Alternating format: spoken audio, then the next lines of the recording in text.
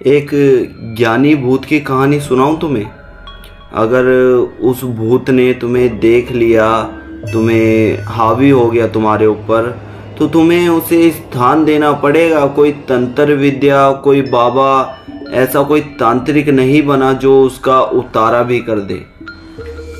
वो आज भी हमारी इस धरती पर एग्जिस्ट करता है और आज भी कई गांवों में, कई शहरों में, कई जगह महसूस किया गया है, देखा गया है, लोगों ने उसे स्थान दिया है। ये कोई आम भूत नहीं बल्कि ज्ञानियों का ज्ञानी, महाज्ञानी, जिसे हम ब्रह्म राक्षस भी कहते हैं। इसका नाम ब्रह्म राक्षस क्यों रखा गया, इसके पीछे भी एक बहुत बड़ी वजह है। वो वजह भी बताऊंगा और ये क्या होता है, क्यों होता है और इसका उतारा कोई क्यों नहीं कर सकता, ये भी बताऊंगा। कहानी में बने रहिएगा और अगर नए हैं तो चैनल को सब्सक्राइब कर लीजिए, पुराने हैं तो आपको पता ही है कहानी के अंदर क्या कुछ मिलने वाला है आपको। सो कहानी स्टार्ट करने से पहले इंट्रो। नमस्कार दोस्तों, जय भोलेनाथ। मेरा नाम शंकर है, मैं कहानियाँ सुनाता हूँ। ऐसे किस्से कहानियाँ आप सभी के लिए लेकर आता हूँ जो सच्ची घटना पर आधारित होते हैं। ये कहानियाँ मुझे मेरे सब्सक्राइबर, मेरे दोस्त, मेरी फैमिली मुझे भेजती है, जो कहानी मैं आप सभी लोगों तक पहुंचाता हूं। आप भी हमारी फैमिली का हिस्सा हैं। अगर आपके साथ भी कोई ऐसा पैरानॉर्मल हादसा हुआ है तो वो आप हमें भेज सकते हैं। मैं शंकर अपनी आवाज़ में उसे ज़रूर नरेट करूंगा, आपकी स्टोरी को ज़रूर लोगों तक पहुंचाऊंगा, क्योंकि मैं कोई भी कहानी सच्ची मानकर लोगों तक पहुंचाता हूं। और मेरे सब्सक्राइबर, मेरी फैमिली मुझे कभी ऐसी कहानी भेजेंगे ही नहीं जो एग्जिस्ट ही नहीं करती। सो कहानी में आगे बढ़ते हैं।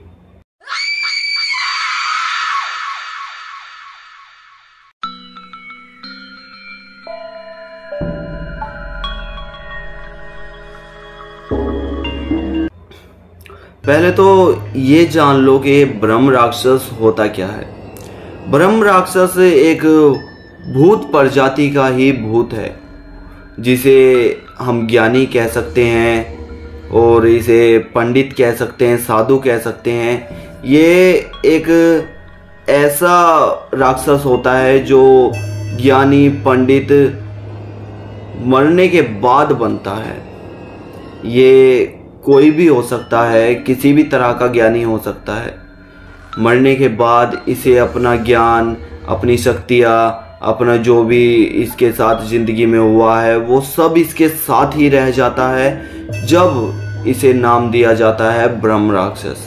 और ये कोई ऐसा भूत नहीं है कि जो आप पर हावी हो गया तो आपका पीछे कोई तांत्रिक या कोई ओझा या कोई पंडित छुड़वा देगा।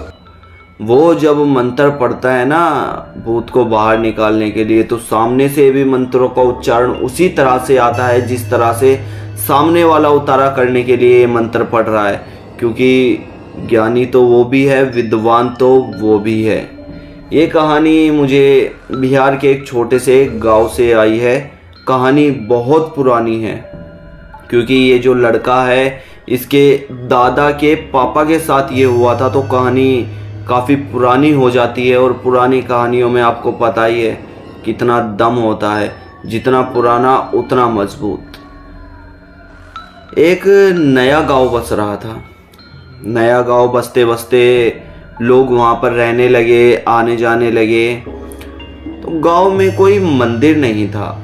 मंदिर बनाने के लिए गांव में कई बार कोशिश की गई, लेकिन कोई ऐसी पवित्र जगह नहीं मिल रही थी जहां मंदिर बनाया जा सके। गांव से करीब 6-7 किलोमीटर दूर एक मंदिर था जहां लोग अपना माथा टेक कर आते थे। लोगों को बहुत परेशानी होती थी, धूप, गर्मी, बारिश, छाव, बहुत ज़्यादा परेशानी होती थी 8-9 किलोमीटर तक। उस समय पे गाड़ियाँ भी नहीं थी इतनी कि लोग गाड़ियों से चले जाए दर्शन के लिए। तो लोगों ने डिसीजन किया एक मंदिर बना लेते हैं। गांव की नदी के पास एक खाली जगह थी जहां एक बड़ा सा पीपल का पेड़ था। लोगों ने सोचा कि वाह, ये जगह तो बहुत अच्छी है, यहाँ अगर मंदिर बन गया तो लोग यहीं के यहीं स्नान कर कर मंदिर में पूजा पाठ कर सकते हैं। क्योंकि पहले स्नान करने से पूर्व मंदिर के अंदर नहीं घुसा जाता था। स्नान करके शरीर का शुद्धिकरण करके मंदिर के अंदर तभी जाया जाता था। नदी के पास मंदिर बनाने के लिए 2 या 3 बार कोशिश की गई, मंदिर नहीं बन रहा। कई बाबाओं को भी बुलाया, पंडितों को भी बुलाया नींव धरने के लिए कि इसकी शुरुआत करो, मंदिर बनाएंगे। नहीं बन पा रहा था मंदिर। एक तांत्रिक आया एक दिन, उसने सोचा कि यहाँ किसी भूत प्रेत का साया है। जहाँ मंदिर बनना वाला था वहाँ बैठकर कुछ मंत्रों का उच्चारण करने लगा।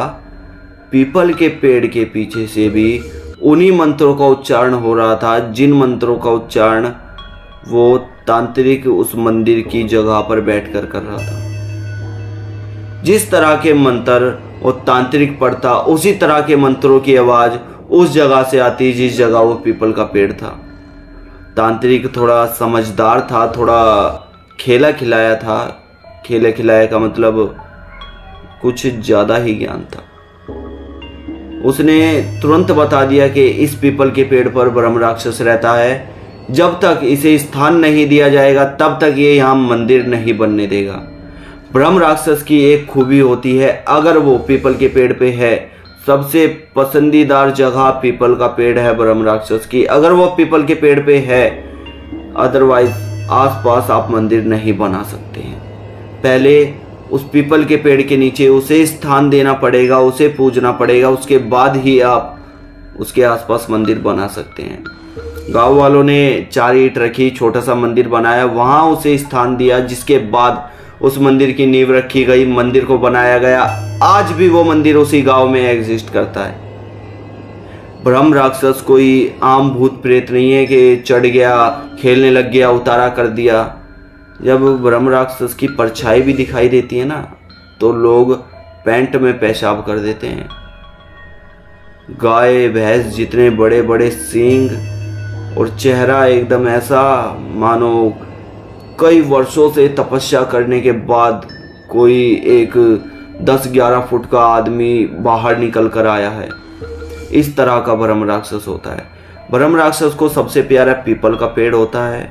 अगर ब्रह्म राक्षस किसी पीपल के पेड़ पे है तो आप उस पीपल के पेड़ के नीचे जब तक उसे स्थान नहीं दे दोगे तब तक वो वहां से नहीं जाएगा, नहीं हिलेगा, ना ही वहां कोई शुद्ध काम होने देगा।